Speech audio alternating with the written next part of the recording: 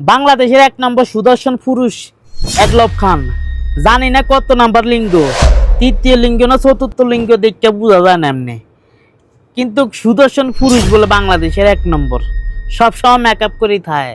গতকাল রাইতে পট খায়া গেছে, পোলাবাইন আটকাই দিছে। কারণ কি?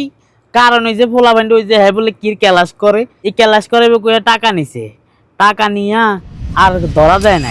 9 মাস পরে এখন পাইছে, ফায়া ব্যাস আটকে এলাইছে। এই যে সুদর্শন পুরুষ।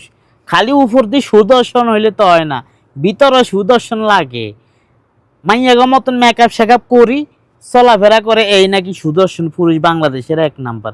হ্যাঁ যে কোন লিঙ্গ এটাই বোঝা যায় না, পুরুষ না মহিলা, তৃতীয় লিঙ্গ না চতুর্থ লিঙ্গ, এটা খুঁজা বাইর করতে কষ্ট হয়ে যায় মানুষের। হ্যাঁ বাংলাদেশের 1 নম্বর সুদর্শন কিভাবে হয়? হ্যাঁ তো কোনো ক্যাটাগরির ভিত্তি আইয়ে না, চেহারা দেখলেও বোঝা যায় না হ্যাঁ পুরুষ না মহিলা। পুরুষ হলে না মুখে দাঁড়িয়ে আছে, মহিলাকে মতন হ্যাঁ মেকআপ শেকআপ করি, তৃতীয় লিঙ্গের মানুষ সেরকম ঠিক ওরকম না চলাফেরা করে।